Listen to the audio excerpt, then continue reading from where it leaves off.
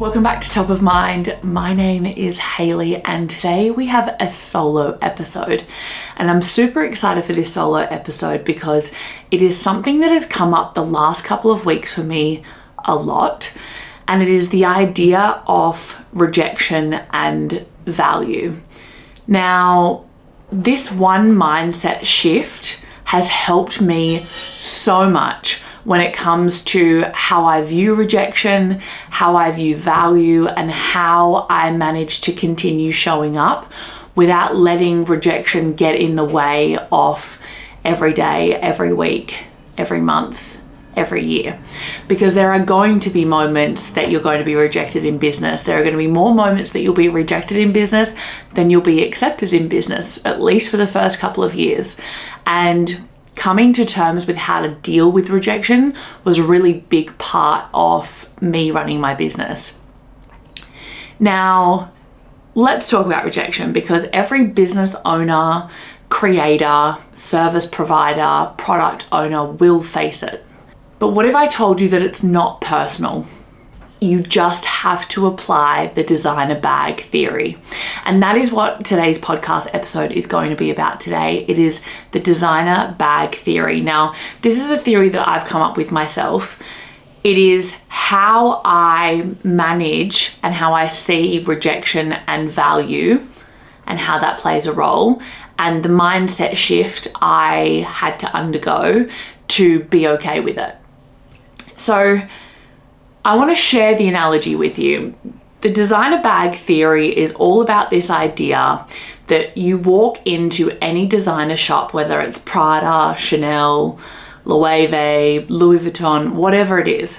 You walk into a designer shop and you go, right, I'm going to get a $3,000 bag, or I want that designer bag.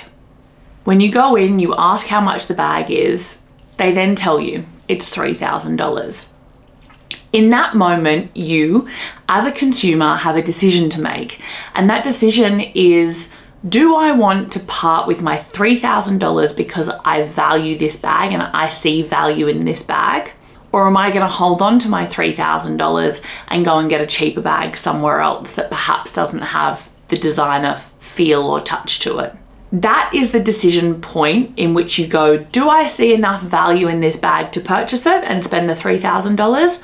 Or do I walk away?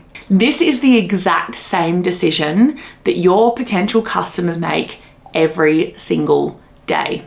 Do I see value in this product? Am I willing to part with my cash or my money for this particular product? Now, what I want you to understand is that your customers make this decision every single time they say, yes, I'm purchasing it, or no, not today, thank you. And that's okay if you're going to have some people that will say, not today, not my cup of tea, not for me, I don't see value in it. It doesn't mean that there's not value in it, and I want to be really clear with that. So the designer bag theory is about this idea that you go in, you ask how much the bag is, they say $3,000, and then you go, okay, am I going to part with my $3,000 or am I not? There will be some people that will go, yes, take my $3,000. I see so much value in this. And then there'll be others that go, I don't see value in this. I'm going to go and buy a much cheaper alternative. Thanks very much. Quick pause for a second. I just want to quickly interrupt to ask you one thing. If you are loving the content that you are listening to, make sure you hit subscribe or leave a review. I want to keep these podcast episodes ad-free for as long as possible, and the only way that I can do that is by you guys subscribing or leaving a great review or sharing it with a friend. So that's all I ask of you today. Now back to the episode. And that is the way that you have to look at your product, your business, your service. Is there will be some people that see value in it and there'll be some people that don't. You have to see yourself as a designer bag. And there'll be some people that are happy to spend the money on your product or your service. And then there'll be some people that won't be happy. So that is the top line, the overview of the designer bag theory. That is how I tell myself that not everyone is for you. Not everyone will see the value in what you do, and that's okay. So the designer bag theory, it's the analogy of, do you see value in it or do you not? Some people will spend the money on the designer bags, some people will not. The kicker is, at no point does the sales assistant or the shop assistant in any of those designer stores, go, when you say, oh, you know what, it's not for me today, it's probably just outside of my budget. At no point does that salesperson then go, oh, you know what, why don't I give you $800 off because I know how bad you want it. At no point does that salesperson say, oh, well, why don't I give you your first one for 50% off as long as you promise to buy another one from us. They just say, thanks, have a good day. And that is how the shift of value and rejection, in my mind, really worked for me, because there are going to be people that don't buy your product or don't see value in your product. And there are going to be people that do. By discounting yourself to try and get that sale across the line, it's never going to end well, because you're just going to attract people that want more discounts. So from my point of view, the designer bag theory is a really good reminder that not everyone can afford your services, and that's okay, because your service, any service or product, is a luxury for the most part. If you can't afford that service or that product, that's okay. I will wait until I find somebody that can, or my ideal customer. Now, one thing I want to really touch on here is that value isn't universal. It is perceived. It is how somebody perceives it. You might have one person that looks at that designer bag and goes, that's a bit of me and I'm happy to part with $3,000. And then there'll be another person that goes, you spent how much on a bag? And it's just a bag, and it's, you know, doesn't go up in value, or it doesn't, you know, there's that other person that doesn't see value in that. So value is not universal. And just because somebody doesn't perceive your product or service as valuable, it doesn't mean that it's not valuable. Like I said, some people will see $3,000 worth of craftsmanship, branding, identity, status. Others just see a bag. The same goes for your product or your service. Not everyone will see that same value, and that does not mean that there is no value within your product. Now, the reason that I want to share this theory with you is because I'm so sick and tired of hearing people selling to the wrong person. They're like, should I give that person a discount because they're interested but they just don't have the money? No. Like I said, you would never see a designer bag shop assistant or a designer shop assistant saying, please, please, please buy the product. I'm happy to give you a discount. They just go, come back when you have more money or when you perceive value in what we've got to offer you. They don't drop their rates because they know who they are, they know who their ideal customer is, and they stand by it. Great brands don't explain their worth to people who don't get it, because the people that do get it are their ideal customer and they're first in line. The more time you spend convincing the wrong person, the less time you have time to serve the right ones. I'm going to say that again. The more time you spend convincing the wrong person that your product or your value or your business is worth it, the less time you have to serve the right ones. And I constantly think of this thing that my mum told me when I was single. I have this big king size bed, and I used to always fold my clothes and put them very neatly on one side of the bed because I don't move when I sleep. And I would always have that side of the bed full of clean clothes, but just folded, because I was like, I'm going to use them in a couple of days' time, and I just wouldn't bother putting them away. And my mum said to me, she's like, how do you expect to fill that spot when it's full of your clothes? And I hate that she was right, but it's the same with your business. If you are spending your time servicing and begging people, the wrong people, to use your product or buy your service, you do not make space for the right customers, and you will lose the right customers because you're too busy over servicing the wrong customers. If you are loving this episode, don't forget to leave a comment or hit that subscribe button. You have no idea how much it means for podcasters like me to get a like or subscribe, because it means that we can get better guests and we can get into more ears of people to help talk to them about marketing, social media, and personal branding. Now back to the episode. So make sure you're selling to the right person. The people who will get it will hand over their money without hesitation because they already see that value. Do not feel as though you have to beg or discount your product or your service to get in the hands of the right person. So the designer bag theory is there for you to help reframe rejection and value. When someone says no, I want you to reframe it and go, that's not my customer, and that's okay, because not everyone is going to be my customer. Remember that every no that you get will get you closer to a yes. Sales 101 is get as many people into the top of the funnel, aware of you, figuring out who you are, because then as they trickle down that funnel from awareness to contemplating purchase to purchase, awareness, it's consideration, then purchase. The brain is switched on today. As it trickles down that funnel, you'll have more people coming out the bottom of that converting. If you only have one person going in the top, the chance that that one person is going to convert at the bottom, very slim. So every no that you get, it's kind of like the Harry Potter sorting hat.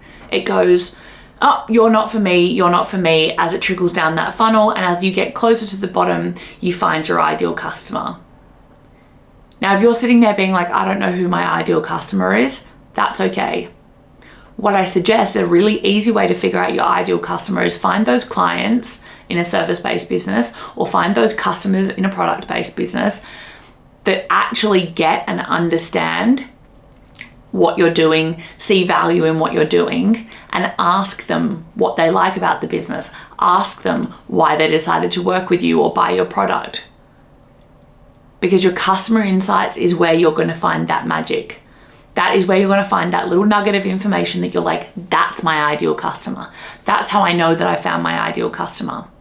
So every no gets you closer to a yes.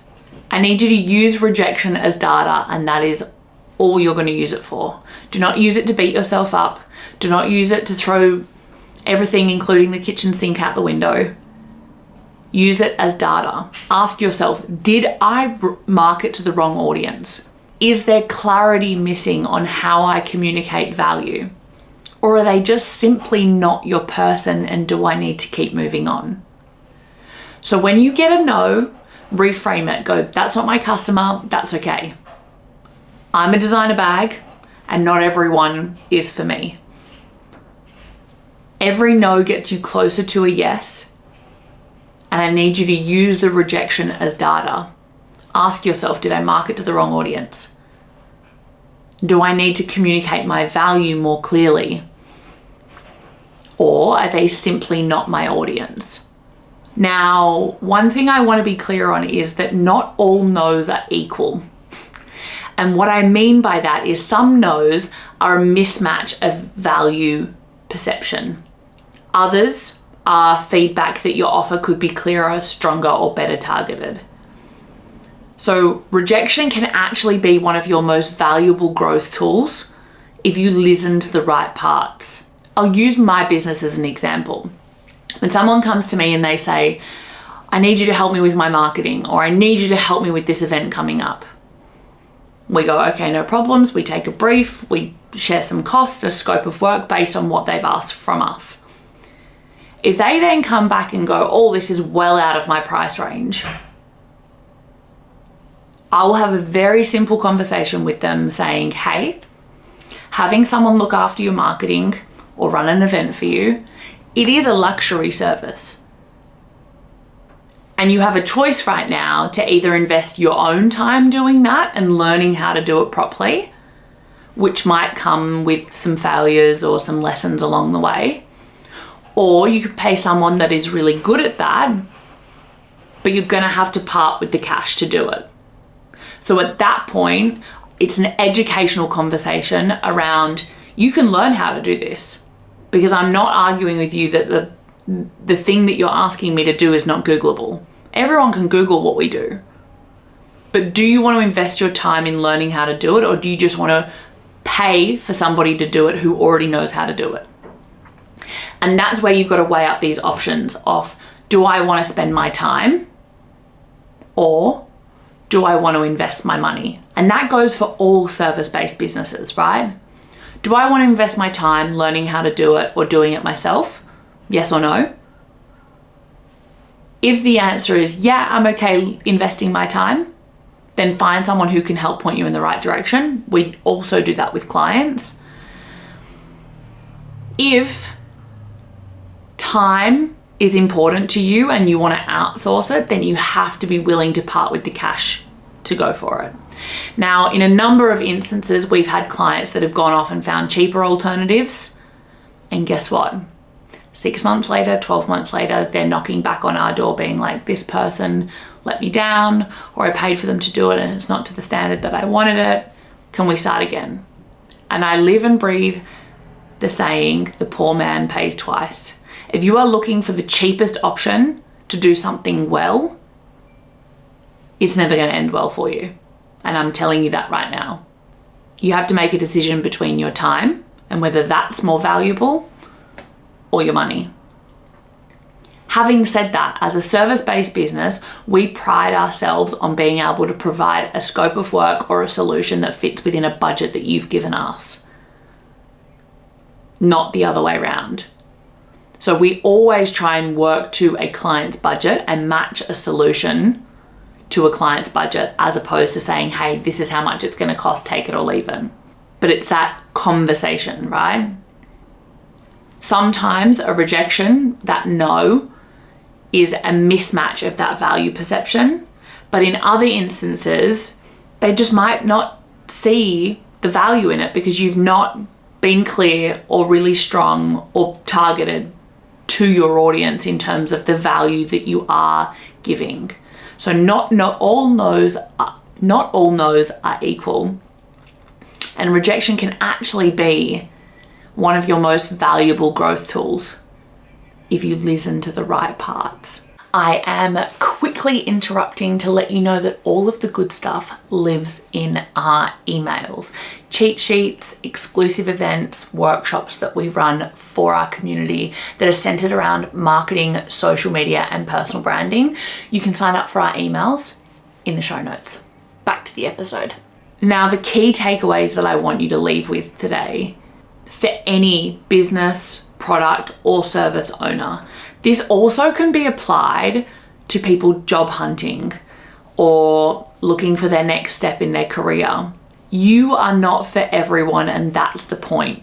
If you are targeting your business to everybody, you are going to find nobody. So be really clear with who your ideal customer is and go for them. The goal is not to convince anyone. There will be people that see value in your product, business, or service, and there'll be people that won't. And you need to make peace with that. The goal is to build a brand so clear in its value that the right people say yes easily. So you need to work on building a brand that people understand the value. The perceived value is what they get and they want to take away, and they want all in. But that'll be to your right customer. The last takeaway that I want to leave you with is be the designer bag, not the bargain bin. And I know that may be many people's mantras after listening to this episode. Be the designer bag, do not be the bargain bin. Do not drop your rates just because somebody can't afford it. Especially service-based businesses, it actually blows my mind that there are so many people in service-based businesses that get asked on a daily basis, oh, could you drop your price to this? Or if we sign on for 10 months, can we drop your price to this? And there is only a small amount of time that that is acceptable. But you would never go to a restaurant and go, oh, I love the $90 steak, but I've only got $50. So if I put up a picture and post about it, would be okay with that? You don't go to a cafe and go, I can't afford my almond milk extra hot side of vanilla coffee, and then go, oh, but I've only got $3. Any chance you could give me a discount today? So I just don't understand why people have the mindset of asking for a discount as a service-based business. You have a service that you are offering as a luxury in exchange for somebody's time. And that comes with a cost. Be the designer bag, don't be the bargain bin. So next time somebody says no, remember they're not choosing to buy the bag. That's it. And it's not your cue to discount it. It's your cue to wait for the right person to see value straight away. And I really wanted to share this with you because it resonated with a bunch of people when I shared it with them over the last couple of weeks. If this has helped you reframe rejection, please let me know. If you have any questions that come up off the back of this, please let me know. Send me a DM. Our Let's Chat episodes is where I answer all of your questions that you send me, because if you have a question, the likelihood that somebody else has a question is super high. Share it with a fellow business owner, founder, somebody looking for their next job and they're getting rejection or they're facing rejection. And I hope that this changes the way in which you see rejection and that you actually use it for what it is good for. It helps you understand your value and stand by your value instead of discounting yourself. So if this has been helpful, please let me know, because I love hearing your feedback about the podcast. I had someone come up to me last week telling me how much they loved a particular episode, and I've never met this person before in my life. And honestly, it makes my day knowing that someone has gained something or it has been helpful for someone in some way. So please share it with someone that it might help.